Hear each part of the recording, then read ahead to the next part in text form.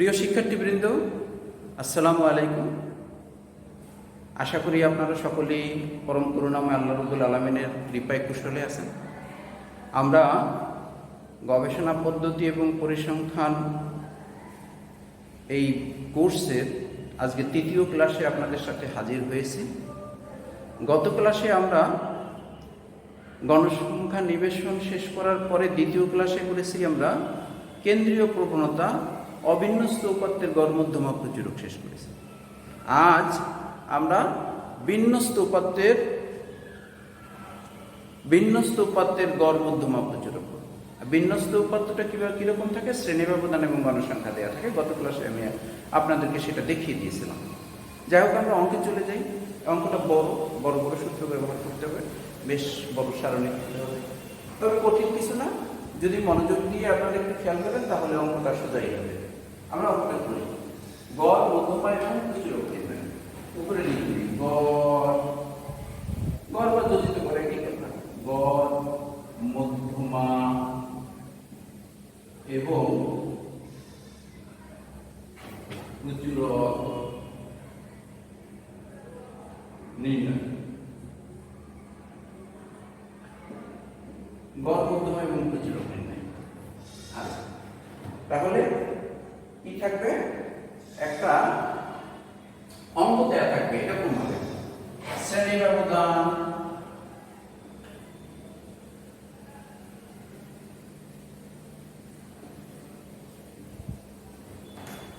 দশ থেকে 20, 20 থেকে 30, 30 থেকে 40, 40 থেকে 50, 50 থেকে 60, 60 থেকে এরকম একটা অঙ্ক দিলাম। শ্রেণীর ব্যবধানের সাথে গণসংখ্যা 3, 7, 10, 15, 9, 6 এরকম একটা অঙ্ক দিয়ে বললো গড় মধ্যমা এবং প্রচুরক নির্ণয় করো। আমরা গড় মধ্যমা প্রচুরক নির্ণয় করি। অঙ্কটা হাতে তুলে ফেলতে পারি। তুলে নিচে সারণী, একটাই সারণী হবে। গড় মধ্যমা এবং প্রচুরকের জন্য একটাই সারণী হবে এবং সারণীটা বেশ বড়। প্রথম কলামে হবে শ্রেণী ব্যবধান।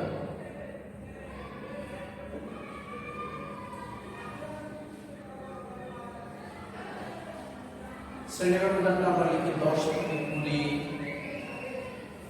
20 থেকে 30,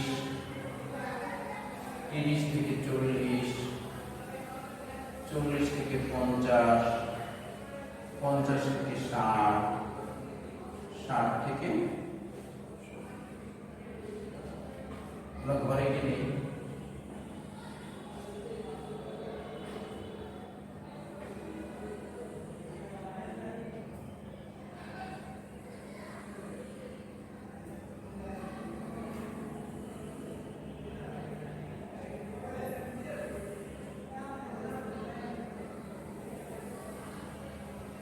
দ্বিতীয় কলামে হবে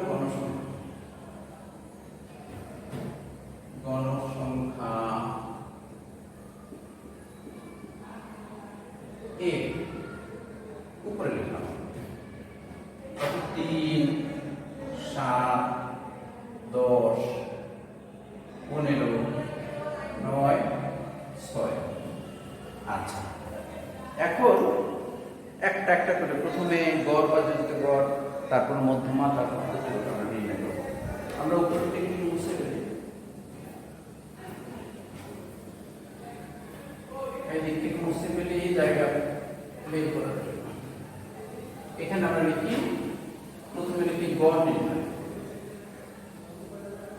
গড় নির্ণয় সূত্র x বার সমান summation fx divided by n।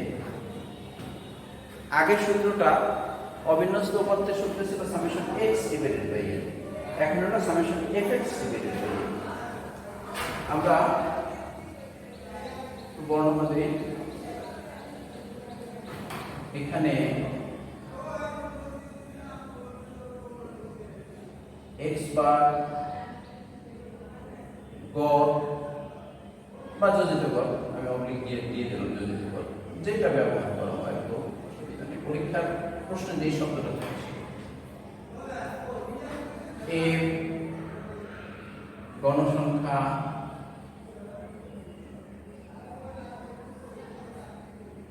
x শ্রেণীর মধ্যমান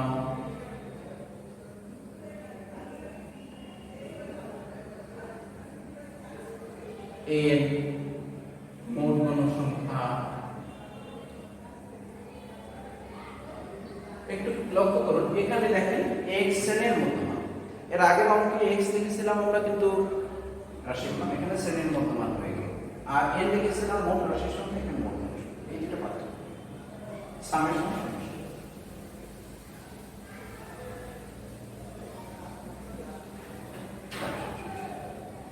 আচ্ছা, এখন আমরা সারণীটা করতে যোজিত করি। প্রথমে আমরা শ্রেণীর মধ্যমান, ওই যে x সেটা আমরা লিখব, শ্রেণীর মধ্যমান, শ্রেণীর মধ্যমান x আমরা উপরে বড় করে লিখে দিলাম। এখন x কিভাবে শ্রেণীর মধ্যমান কিভাবে বের করব?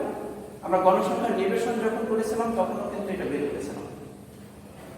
শ্রেণী ব্যবধানের নিম্নসীমা এবং ঊর্ধ্বসীমা যোগ করে যোগফল দিয়ে 2 দ্বারা ভাগ করলে শ্রেণীর মধ্যমান হয়ে যায়। যেমন প্রথম ঘরে শ্রেণী ব্যবধান আছে 10 থেকে 20, নিম্নসীমা 10, ঊর্ধ্বসীমা 20 বা 20। এখানে 10 এবং 20 যোগ করলে হয় 30, 2 দিয়ে ভাগ করলে হয় 15, তাই শ্রেণীর মধ্যমান হবে 15। দ্বিতীয় ঘরে 20 এবং 30, 50, 2 দিয়ে ভাগ করলে হয় 25। তৃতীয় ঘরে 70, 35, 90, 45, 110, 55, 130, 65। আমাদের শ্রেণীর মধ্যমানগুলো হয়ে গেল। এখন অর্থাৎ x পেজ আমাদের দরকার হলো fx। fx এর জন্য এই তৃতীয় কলামটা আমরা করি fx। a এবং x গুণ করলে fx হয়ে যাবে। প্রথম ঘরে দেখেন এই ঘরে ঘরে a এবং x গুণ করে fx। 3 15 কত? 45। 7 25 175, 10 35 350, 15 গুণ 45 এটা করি, 45 গুণ 15 675, 9 গুণ 55 495, 6 গুণ 65 390। fx পেয়ে গেলাম। এখন এই fx এর সামেশন করব। এখানে সামেশন fx সূত্রে পাওয়ার থাকে সামেশন fx যোগ করতে হবে। 45 যোগ 175 যোগ 350 যোগ 675 যোগ 495 যোগ 390, 2130। আমরা আবার এটা চেক করি, কখনো কখনো ভুল হয়ে যায়। 45 যোগ 175 যোগ 350 যোগ 675 যোগ 495 যোগ 390, 2130 হয়ে গেল। সামেশন n এর মান দ্বিতীয় কলাম গণসংখ্যার কলাম থেকে n এর মান 10 10 20 35 50। এখন এখানে ওই যে আমরা লিখি সাধারণত সেরকম সারণী একটা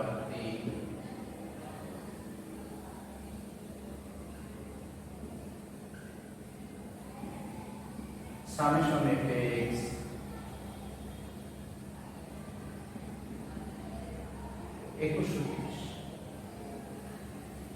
n এর মান 50। এখানে তাহলে মান বসে সামেশন fx সমান 2130 ডিভাইডেড বাই 50। এখন 2130 কে 50 দ্বারা ভাগ করলে কত হবে? 42.6 42.6। অতএব x বার সমান 42.6। আমরা পেয়ে গেলাম যোজিত বর্গফল পেয়ে গেলাম। এখন আমরা মধ্যমা নির্ণয় করব। মধ্যমাটা একটু বড়, বেশ বড়। মধ্যমাটা ধীরে ধীরে আমরা করি, বুঝে বুঝে বুঝে। এখন মধ্যমা নির্ণয় করার জন্য সারণীতে ক্রমযোজিত গণসংখ্যার একটা কলাম বের করতে হবে। এটাও আমরা গণসংখ্যা নির্ণয়ের মধ্যে আপনাদের শিখেছি। ক্রমযোজিত গণসংখ্যা বা x, ক্রমযোজিত গণসংখ্যা বা fc আমরা উপরে লিখব। ক্রমযোজিত গণসংখ্যা বা fc কিভাবে বের করব? এই গণসংখ্যার কলামটা থেকে ক্রমে ক্রমে একটা যোগ করবো। এই জন্য একটু নাম হচ্ছে ক্রমযোজিত গণসংখ্যা। 3 এর সাথে 7 যোগ দিলে 10, 10 এর সাথে 10 যোগ দিলে 20, 20 এর সাথে 15 যোগ দিলে 35, 35 এর সাথে 9 যোগ দিলে 44, 44 এর সাথে 6 যোগ দিলে 50। সবসময় মনে রাখবেন ক্রমযোজিত গণসংখ্যার সর্বশেষ সংখ্যাটা এবং n এর মান সমান হয় সাধারণত।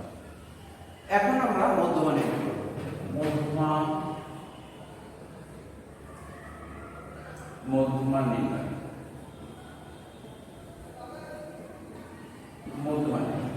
আগে সূত্রটা লিখি, তারপর আমরা সূত্র অনুসারে কাজ করব। সূত্র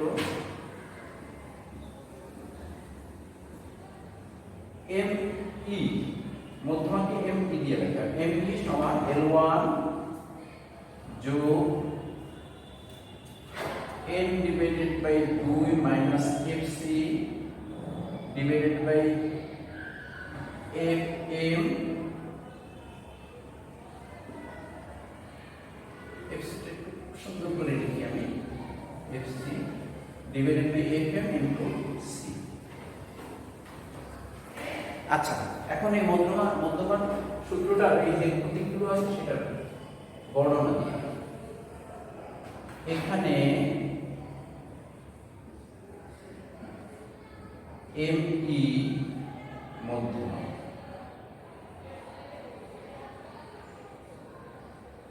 L1 মধ্যমা শ্রেণীর নিম্নসীমা,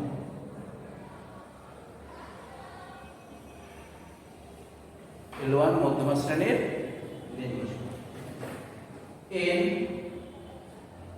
মোট গণসংখ্যা,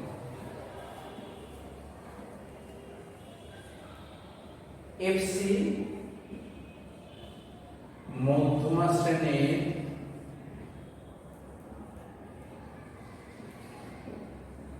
পূর্বের শ্রেণী।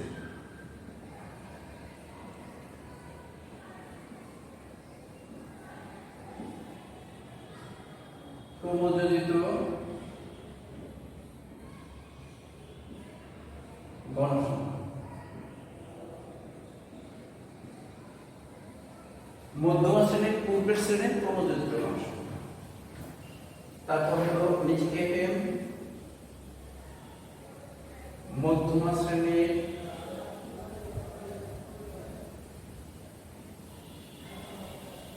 গণসংখ্যা,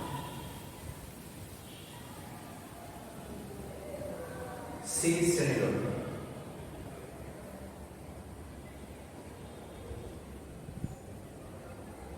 আপনাদের কাছে এই ব্যাখ্যাটা একটু কঠিন মনে হতে পারে আপাতত, তবে আমি অঙ্ক করার মধ্যে এগুলো অতি সহজভাবে বুঝিয়ে দেব, তাতে আর সমস্যা হবে না। এখন এখানে দেখেন মধ্যমা শ্রেণীর নিম্নসীমা, মধ্যমা শ্রেণীর পূর্বের শ্রেণীর ক্রমযোজিত গণসংখ্যা, মধ্যমা শ্রেণীর গণসংখ্যা। মধ্যমা শ্রেণী একটা বিষয়, এই মধ্যমা শ্রেণীটা জানতে হবে এই সবগুলো জানার জন্য। তাই আমাদের মধ্যমা শ্রেণীটা আগে বের করতে হবে। এখানে তাহলে নিচে এখানে মধ্যমা শ্রেণী নির্ণয়, মধ্যমা শ্রেণী নির্ণয়।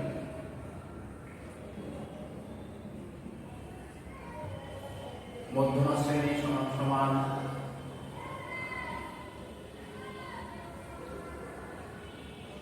n ডিভাইডেড বাই 2 তম রাশি।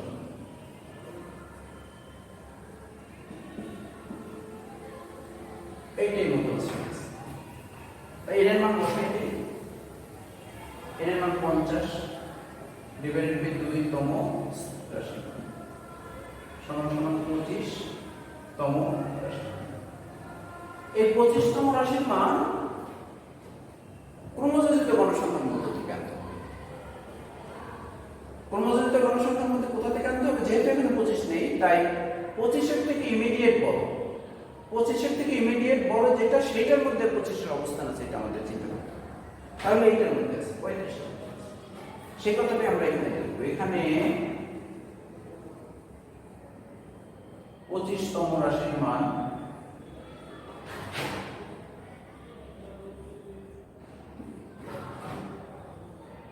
পঁয়ত্রিশ ক্রমযোজিত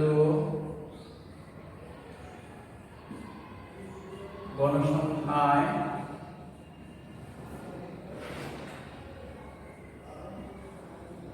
বিদ্যমান, 35 ক্রমযোজিত গণসংখ্যায় বিদ্যমান। ইহার শ্রেণী, এই 35-এর শ্রেণী, ইহার শ্রেণী 35-এর শ্রেণী বাম দিকে শ্রেণীর অবদানের হয়ে চলে আসে কত? 35-এর শ্রেণী বাম দিকে চলে আসে 40 থেকে 50। ইহার শ্রেণী 40 থেকে 50 ব্র্যাকেট দিয়ে দাঁড়িয়ে দিলাম। অতএব এই মধ্যমা শ্রেণী, অতএব মধ্যমা শ্রেণী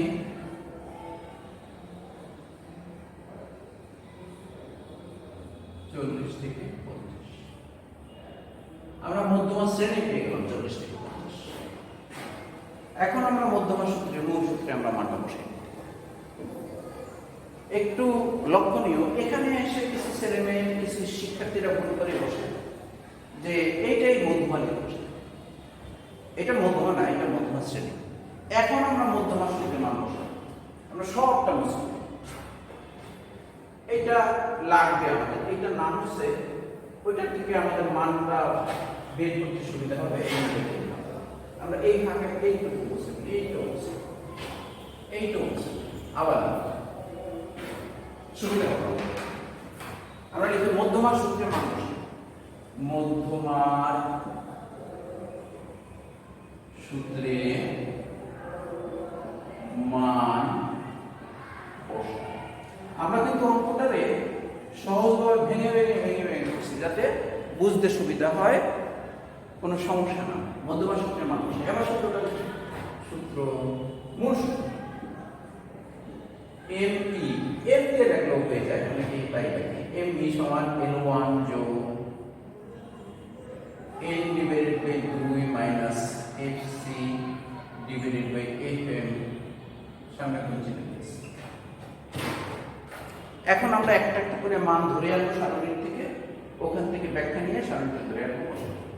নিচে লেখেন সমান L1, L1 এ কি হয় এখানে দেখেন, মধ্যমা শ্রেণীর নিম্ন সীমা। আমরা বের করেছিলাম মধ্যমা শ্রেণী হলো এই সারণীতে 40 থেকে 50 এই শ্রেণী। তাহলে 40 থেকে 50 এই শ্রেণীর নিম্ন সীমা কত? 40। 40 থেকে 50 এই শ্রেণীর নিম্ন সীমা 40, উচ্চ সীমা হচ্ছে 50। তাহলে আবার বলি মধ্যমা শ্রেণীর নিম্ন সীমা কত? 40। L1 তাহলে L1 এর মান 40 বসাই দিলাম, যোগ n divided by 2। n divided by 2 মধ্যমা শ্রেণী নির্ণয় করতে গিয়ে আমরা কিন্তু বের করেছি, এখানে করতে পারি n এর মান 50 divided by 2 minus fc। fc তে কি হয় দেখেন, এখানে মধ্যমা শ্রেণীর পূর্বের শ্রেণীর মধ্যবিত্ত মান। এই যে মধ্যমা শ্রেণী সাধারণত পেয়েছিলাম 40 থেকে 50, এইটা শ্রেণীর মধ্যমা শ্রেণী। তাহলে পূর্বের শ্রেণী হলো উপরেটা 30 থেকে 40, এই শ্রেণীর ক্রমযোজিত গণসংখ্যা কত? 20। তাহলে fc মান হলো 20। নিচে আসি fm এ কি হয় দেখেন, মধ্যমা শ্রেণীর গণসংখ্যা। আবার যে সারণী এই যে 40 থেকে 50 মধ্যমা শ্রেণী, এই শ্রেণীর গণসংখ্যা কত? এই যে এটা হলো 15। মধ্যমা শ্রেণীর গণসংখ্যা পেয়ে গেলাম আমরা 15 ইনটু সি শ্রেণী ব্যবধান। শ্রেণী ব্যবধান কত? আমাদের 10 থেকে 20, 20 থেকে 30, 30 থেকে 40, 10 ব্যবধান আমরা 10 বসাই। এখন সব একটু সরল ফরম্যাট রাখো, আমরা সরল করি। 40 যোগ উপরে হলো 50 কে 2 দ্বারা ভাগ করলে 25 বিয়োগ 20 ডিভাইডেড বাই 15 10।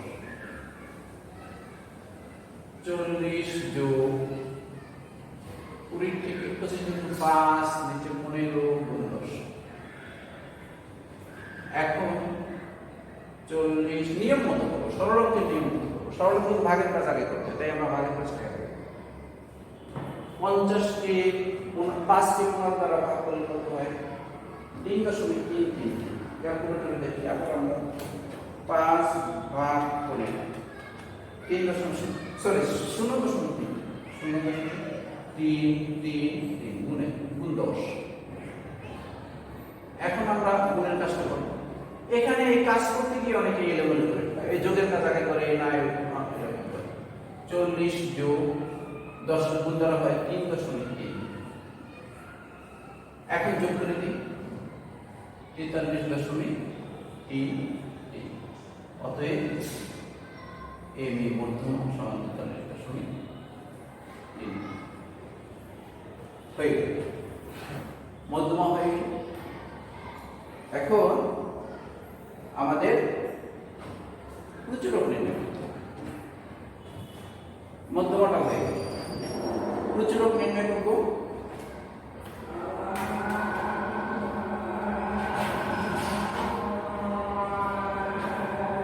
এটা বুঝতে দেখি আমরা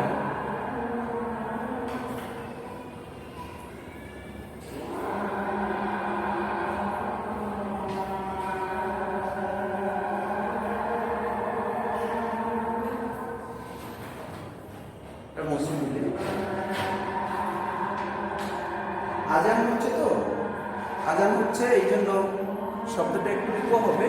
আমরা একটু স্লোলি করি, আজানের সময় লেখাপড়া করা যায়।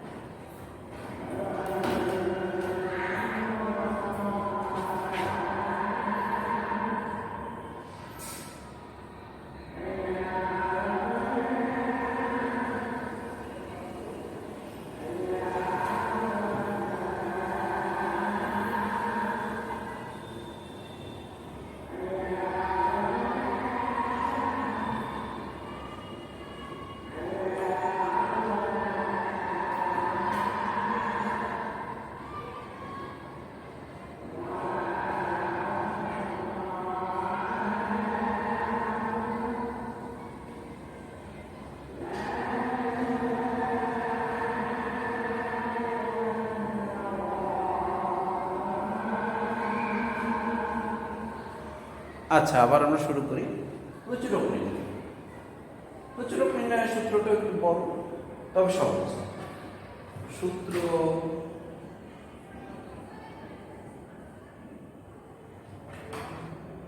এম ও বা জেড, যে কোনো একটাকে প্রচুরক লেখা হয়। এম ও, প্রচুরক ইংরেজি হলো মোড, এই জন্য এটাকে এম ও দিয়ে লেখা হয়, অথবা জেড দিয়েও লেখা হয়। এম ও সমান L1 যোগ, আমরা জেড দিয়ে বেশিরভাগ লেখা হয়, জেড দিয়ে লেখাটাই বেটার, না হলে কেউ হয়তো ভুল বুঝে ফেলতে পারে। জেড সমান সমান L1 যোগ, একটু টান দিয়ে বলবো, F1 বিয়োগ F0 ডিভাইডেড বাই 2F1 বিয়োগ F0 divided by F2 into C। এলো প্রচুরক নির্ণয়ের সূত্র। বড় দিয়ে দিই,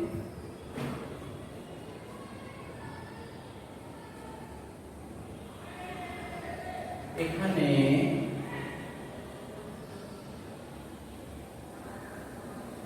জেড সমান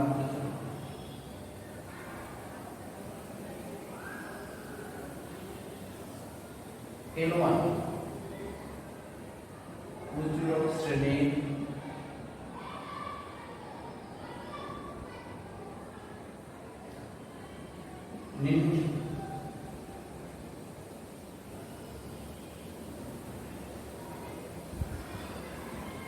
L1 প্রচুরক শ্রেণীর নির্দেশক। F1 প্রচুরক শ্রেণীর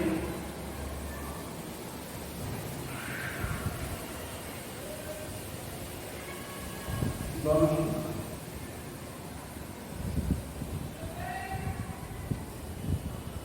F0 প্রচুরক শ্রেণীর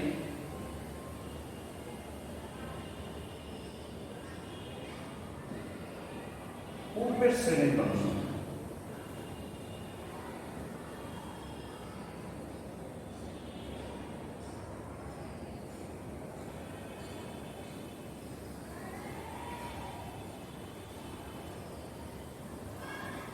প্রচুরক শ্রেণীর পূর্বের শ্রেণীর গণসংখ্যা।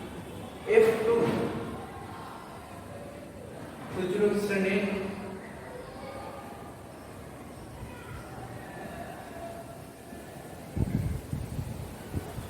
পরের শ্রেণীর গণসংখ্যা।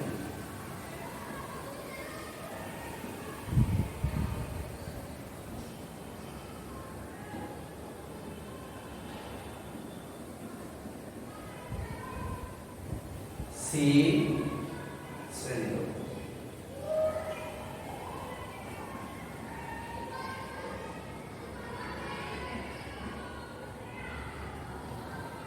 হচ্ছে গিয়ে শ্রেণী ব্যবধান।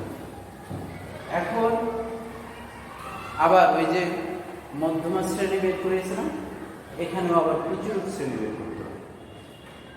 এইখানে সূত্রের নিচে প্রচুরক শ্রেণী।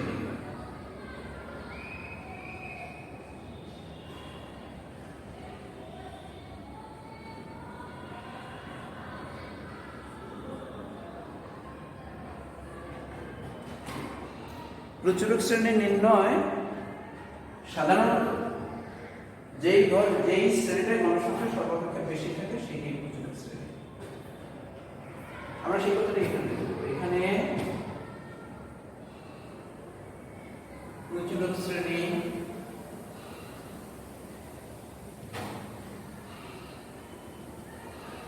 কত?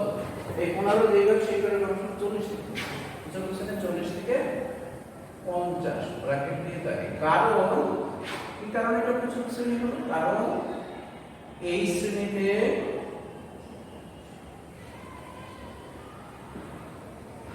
গণসংখ্যা সর্বাধিক, কারণ এই শ্রেণীতে গণসংখ্যা সহজভাবে লিখতে হবে। অনেকে এটাকে অনেক পেঁচানো করে, প্রয়োজন নেই, এটুকু লেখা থাকলেই হবে।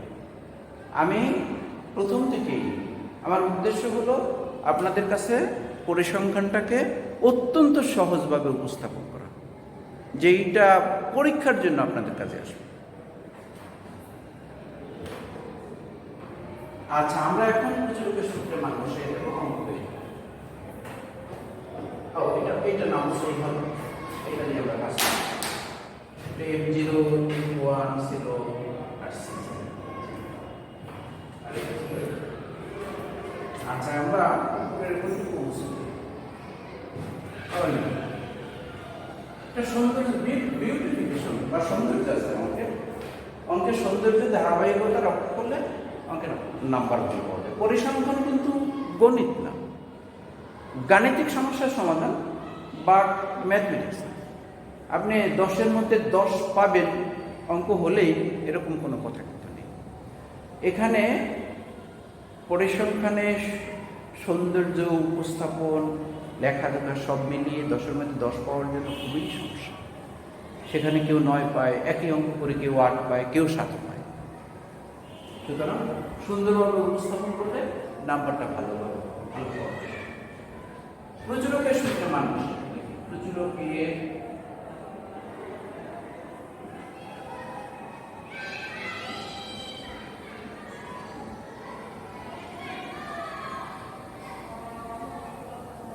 প্রচুরকের সূত্রে মানুষ সূত্র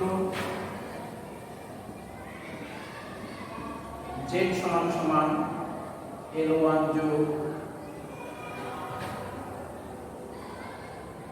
F1 বিয়োগ F0 ডিভাইডেড বাই 2F1 বিয়োগ F0 বিয়োগ F2 সামনে চিহ্ন দিয়ে সূত্রটা লিখলাম। এখন সূত্রটা একটা একটা করে মান ধরে ধরে এনে বসে নিচে রেখে দেই।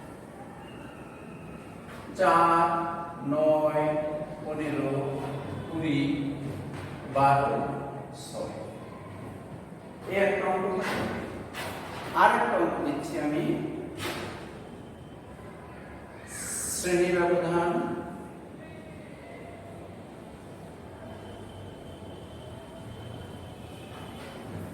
11 থেকে 20, 21 থেকে 30, 31 থেকে 40, 41 থেকে 50, 51 থেকে